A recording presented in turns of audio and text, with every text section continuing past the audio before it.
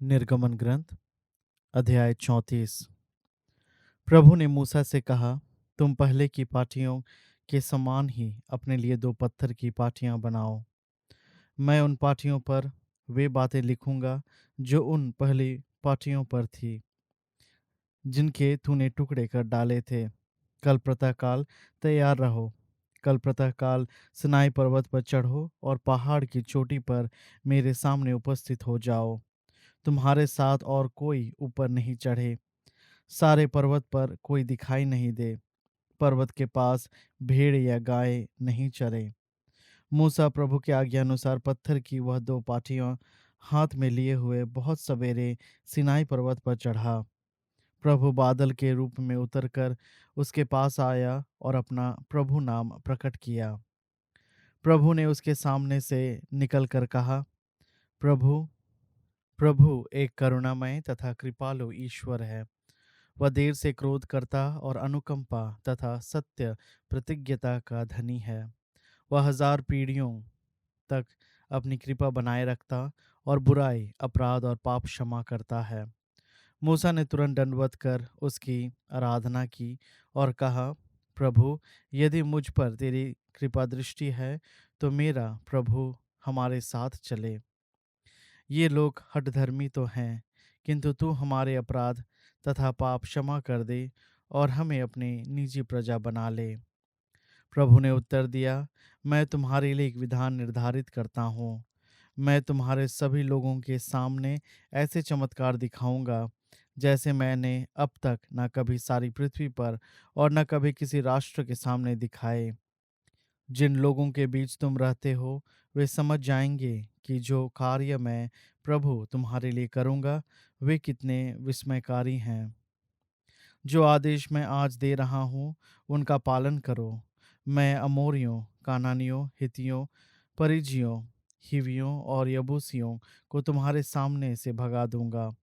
तुम जिस देश में प्रवेश करने वाले हो उस देश के निवासियों के साथ संधि मत करो। कहीं ऐसा न हो कि वे तुम्हारे लिए फंदा बन जाएं। उनकी वेदियों को तोड़ दो, उनके पवित्र स्मारकों को गिराओ और उनके प्रजा के खूंटों को काट दो। किसी दूसरे देवता की आराधना नहीं करो, क्योंकि प्रभु यह सहन नहीं करता। इस दृष्टि से वह असहिष्णु है। उस देश के निवासियों के साथ जो अपने देवताओं की पूजा करते हैं और उन्हें बलि चढ़ाते हैं संधि मत करो। कहीं ऐसा ना हो कि तुमको अपने देवताओं का प्रसाद खाने का निमंत्रण दे। तुम उनकी कन्याओं के साथ अपने पुत्रों का विवाह नहीं करोगे। कहीं ऐसा ना हो कि वे अपने देवताओं की मूर्ति पूजा करें और तुम्हारे पुत्र भी ऐसा करें। तुम अपने लिए कोई देव मूर्ति नहीं बनाओगे। जब तुम अबीब मास के निर्धारित समय पर बेखमी रोटियों का पर्व मनाओगे तब मेरे आज्ञा अनुसार 7 दिन तक बेखमी रोटियां खानी होगी, क्योंकि अबीब महीने में तुम मिस्र से निकल आए थे। मुझे सब पहलौठे बच्चों को अर्पित करोगे और अपने सब पशुओं के पहलौठे बच्चों को भी, चाहे गाय का हो चाहे भेड़ का। गधे के प्रत्येक पहलौठे बच्चे को मेमने से छुड़ाओगे। यदि तुम उसे छुड़ाना नहीं चाहते तो उसकी गर्दन तोड़ दोगे।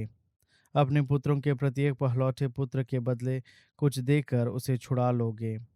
कोई भी खाली हाथ मेरे दर्शन को नहीं आएगा। 6 दिन तक काम करोगे और 7वें दिन विश्राम करोगे। हाल जोतते और फसल काटते समय भी विश्राम दिवस मनाओगे। नए गेहूं की फसल के समय सप्ताहों का पर्व मनाओगे और वर्ष के अंत में संचय पर्व। प्रत्येक वर्ष 3 बार सब पुरुष सर्वोच्च प्रभु इज़राइल के ईश्वर के सामने उपस्थित हुआ करें। मैं तुम्हारे सामने से राष्ट्रों को भगा दूंगा, तुम्हारी सीमाओं का विस्तार करूंगा। और जब तुम प्रतिवर्ष 3 बार अपने प्रभु ईश्वर के सामने उपस्थित हुआ करोगे तो कोई भी तुम्हारी भूमि पर आंख नहीं लगाएगा। बलि का रक्त किसी खमीरी पदार्थ के साथ नहीं चढ़ाओगे। पास्का पर्व की बलि का कोई अंश दूसरे दिन के लिए नहीं रहने दोगे। अपने खेत के प्रथम फल का उत्तम अंश तुम अपने प्रभु ईश्वर के निवास लाकर चढ़ाओगे। किसी मेमने को उसकी माँ के दूध से नहीं उबालोगे। इसके बाद प्रभु ने मूसा से कहा, ये शब्द लिख लो, क्योंकि मैंने इनके द्वारा तुम्हारे और इस्राएलियों के लिए अपना विधान नियुक्त किया है। मूसा वहाँ 40 दिन और 40 रात प्रभु के साथ रहा। उसने ना तो रोटी खाई और ना पानी पिया। उसने विधान के शब्द अर्थात 10 नियम पाटियों पर अंकित किए। जब मूसा नियम के दोनों पाटियों हाथ में लिए सिनाई पर्वत से उतरा, तो उसे यह पता नहीं था कि ईश्वर से बातें करने के फलस्वरूप उसका मुखमंडल दिव्यमान है। हारून और दूसरे इज़राइली मूसा का दिव्यमान मुखमंडल देखकर उसके निकट जाने से डरने लगे। मूसा ने उन्हें बुलाया। इस पर हारून और समुदाय के नेता उसके पास आए और मूसा ने उन्हें संबोधित किया। इसके बाद सभी इज़राइली उसके पास आए और मूसा ने उन्हें वे सब आदेश सुनाए जिन्हें प्रभु ने सिनाई पर्वत पर उसे दिया था। लोगों को संबोधित करने के बाद मूसा ने अपना मुख पर्दे से ढक लिया। जब जब मूसा प्रभु से बातें करने तंबू में प्रवेश करता था, तो वह बाहर निकलने तक वह पर्दा हटा दिया करता था। बाहर निकलने के बाद जब वह ईश्वर से मिले आदेश इस्राएलियों को सुनाता था, तो इस्राएली मूसा का दिव्यमान मुखमंडल देखा करते थे। इसके बाद प्रभु से बातें करने के लिए तंबू में प्रवेश करने के समय तक मूसा फिर अपना मुख पर्दे से ढक लिया करता था। अध्याय 35। मूसा ने इस्राएलियों के सारे समुदाय को एकत्रित कर उनसे कहा, प्रभु के आदेश इस प्रकार हैं, उनका पालन करो। 6 दिन तक काम किया जाए और 7वें दिन तुम विश्राम दिवस मनाओ। वह प्रभु का पवित्र दिन होगा।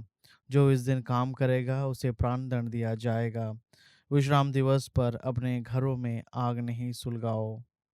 मूसा ने इस्राएलियों के सारे समुदाय से कहा, प्रभु ने यह आदेश दिया है, अपनी संपत्ति से प्रभु को चंदा दो।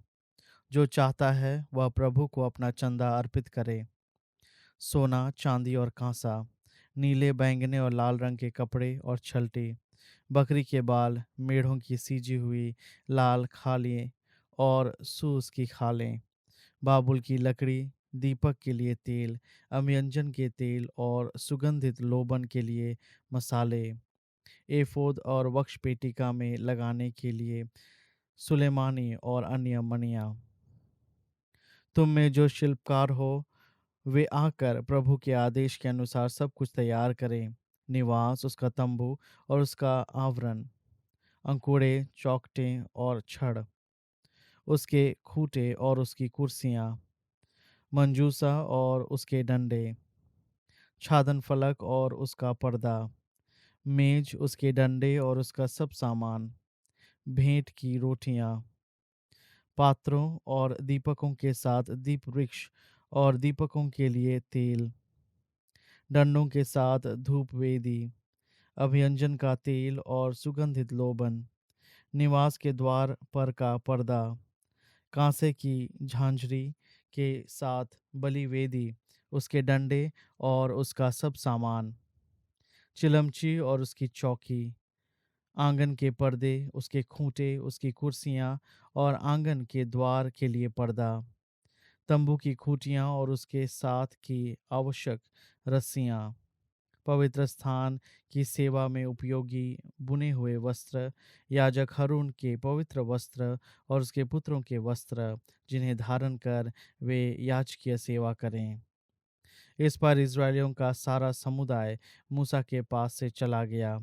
बाद में जो लोग उदार थे वे स्वेच्छा से दर्शन कक्ष बनाने, उसकी सेवा के लिए और पवित्र वस्त्रों के लिए प्रभु को अपना चंदा देने आए।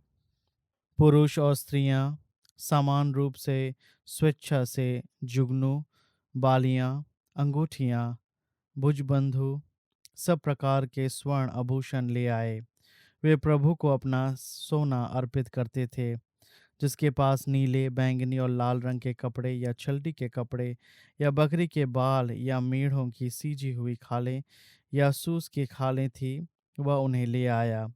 जो चांदी या कांसे की भेंट दे सकता था, वह भी उसे प्रभु के लिए भेंट स्वरूप लाया। जिसके पास उपयोग के योग्य बाबुल की लकड़ी थी, वह उसे ले आया। सब निपुण स्त्रियां अपने हाथों से सूत कातती थी और कात कर नीले, बैंगनी और लाल रंग के कपड़े और छलटी के कपड़े लाती थी। और जिन स्त्रियों को बकरी के बाल कातना आता था, उन्होंने उन्हें काता। नेता एफोद और वक्षपेटिका में लगाने के लिए सुलेमानी और अन्य मणियाँ ले आए। वे दीपक, अभियंजन का तेल और सुगंधित लोबन के लिए मसाले और तेल ले आए। प्रभु ने जो कार्य संपन्न करने का आदेश उन्हें मूसा द्वारा दिया था, उसके लिए सभी इज़राइली स्त्री पुरुष स्वेच्छा से चंदा देने आए। इस पर मूसा ने इज़राइलियों से कहा, देखो प्रभु ये यूदावंशी ऊरी के पुत्र और हूर के पौत्र बसलीएल को चुना है और उसे असाधारण प्रतिभा, प्रवीणता, ज्ञान और बहुविध कौशल प्रदान किया है। वह कलात्मक नमूने तैयार कर उन्हें सोने, चांदी और कांसे पर बना सकता है। वह मणियाँ काट कर उन्हें जड़ सकता है और लकड़ी पर खुदाई कर सकता है। वह हर प्रकार के शिल्प में प्रवीण है। उसने उसे और दानवंशी अहिशमाक के पुत्र ओहोलियाब को दूसरों को सिखाने की योग्यता भी दी है। उसने उन सबों को हर प्रकार का कौशल प्रदान किया। उन्हें मणियाँ काटना, काढ़ना, नीले, बैंगनी और लाल रंग के कपड़े बनाना और छलटी बुनना आता है। वे स्वयं नमूने बनाकर हर प्रकार की शिल्पकारी करते हैं।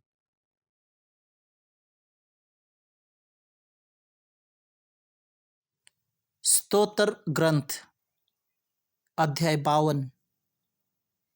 विधर्मी अत्याचारी, तुम अपनी दुष्टता की डिंग क्यों मारते हो?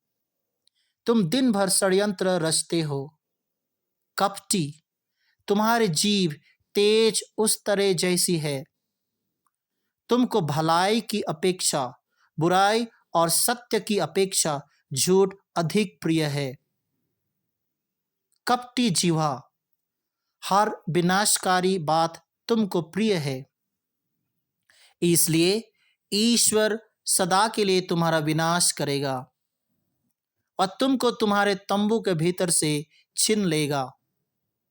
वह जीवन लोक से तुम्हारा उन्मूलन करेगा। धर्मी देखेंगे और दंग रह जाएंगे।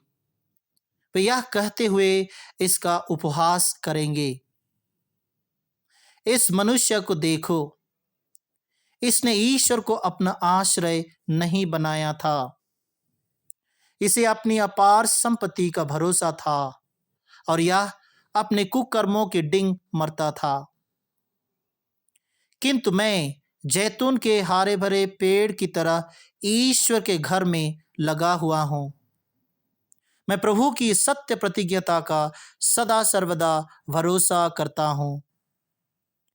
यह कार्य तेरा ही है, इसलिए मैं सदा तेरी स्तुति करूँगा और तेरे भक्तों की मंडली में तेरे नाम की भलाई का बखान करूँगा। संत मत्ती का सुसमाचार अध्याय 26। ईसा की गिरफ्तारी। ईसा यह कह ही रहे थे कि 12 में से एक यूदस आ गया। उसके साथ तलवारें और लाठियां लिए एक बड़ी भीड़ थी, जिसे महायाजकों और जनता के नेताओं ने भेजा था। विश्वासघाती ने उन्हें यह कहते हुए संकेत दिया था, मैं जिसका चुंबन करूंगा वही है, उसी को पकड़ना। उसने सीधे ईसा के पास आकर कहा, गुरुवर प्रणाम, और उनका चुंबन किया। ईसा ने उससे कहा, मित्र, जो करने आए हो कर लो। तब लोग आगे बढ़ आए और उन्होंने ईसा को पकड़कर गिरफ्तार कर लिया। इस पर ईसा के साथियों में एक ने अपनी तलवार खींच ली और प्रधान याजक के नौकर पर चलाकर उसका कान उड़ा दिया। ईसा ने उससे कहा, तलवार म्यान में कर लो, क्योंकि जो तलवार उठाते हैं वे तलवार से मरते हैं। क्या तुम यह समझते हो कि मैं अपने पिता से सहायता नहीं मांग सकता? तब क्या वह अभी मेरे लिए स्वर्गदूतों की 12 से भी अधिक सेनाएं नहीं भेज देगा? लेकिन तब धर्म ग्रंथ कैसे पूरा होगा? उसमें तो लिखा है कि ऐसा ही होना आवश्यक है। इसके बाद ईसा ने भीड़ से कहा, क्या तुम लोग मुझे डाकू समझते हो, जो तलवारें और लाठियां लेकर मुझे पकड़ने आए हो? मैं तो प्रतिदिन मंदिर में बैठकर शिक्षा दिया करता था, फिर भी तुमने मुझे नहीं गिरफ्तार किया। यह सब इसलिए हुआ कि नबियों ने जो लिखा है वह पूरा हो जाए। तब सभी शिष्य को छोड़कर भाग गए। महासभा के सामने जिन्होंने ईसा को गिरफ्तार कर लिया था, वे उन्हें प्रधान याजक कैफस के यहाँ ले गए, जहाँ शास्त्री और नेता इकट्ठे हो गए थे। पेतरुस कुछ दूरी पर ईसा के पीछे पीछे चला। वह प्रधान याजक के महल तक पहुंचकर अंदर गया और परिणाम देखने के लिए नौकरों के साथ बैठ गया। महायाजक और सारी महासभा ईसा को मरवा डालने के उद्देश्य से उनके विरुद्ध झूठी गवाही खोज रही थी, परंतु वह मिली नहीं। यद्यपि बहुत से झूठे गवाह सामने आए, अंत में 2 गवाह आकर बोले, इस व्यक्ति ने कहा, मैं ईश्वर का मंदिर ढा सकता हूं और 3 दिन के अंदर उसे फिर से बना सकता हूं। इस प्रकार प्रधान याजक ने खड़े होकर ईसा से कहा, ये लोग तुम्हारे विरुद्ध जो गवाही दे रहे हैं, क्या इसका कोई उत्तर तुम्हारे पास नहीं है? परंतु ईसा मौन रहे। तब प्रधान याजक ने उनसे कहा, तुम्हें जीवंत ईश्वर की शपथ, यदि तुम मसीह ईश्वर के पुत्र हो तो हमें बता दो।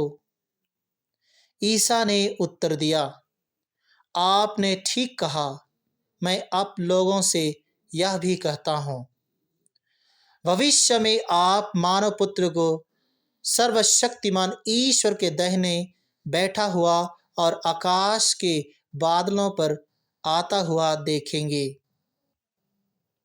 इस पर प्रधान याजक ने अपने वस्त्र फाड़कर कहा, इसने ईश निंदा की है, तो अब हमें गवाहों की जरूरत ही क्या है?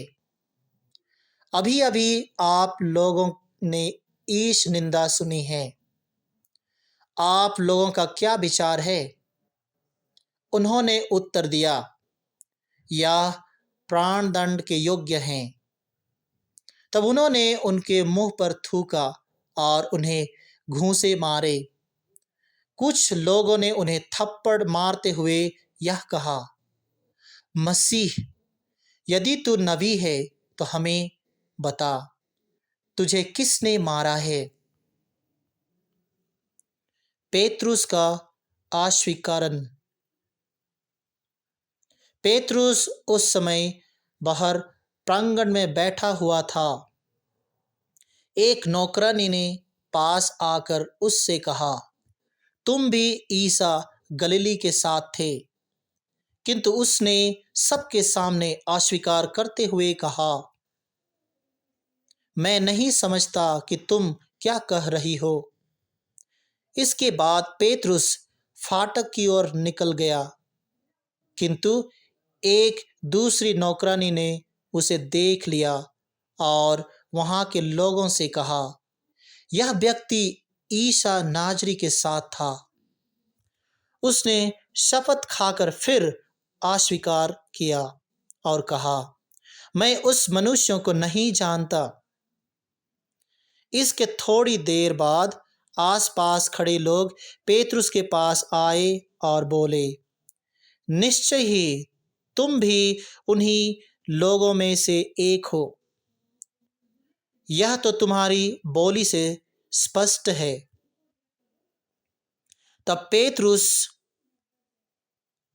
कोसने और शपथ खाकर कहने लगा कि मैं उस मनुष्य को जानता ही नहीं। ठीक उसी समय मुर्गे ने बांग दी। पेतरुस को ईसा का यह कहना याद आया, मुर्गे के बांग देने से पहले ही तुम मुझे 3 बार अस्वीकार करोगे। और वह बाहर निकलकर फूट फूट कर रोया।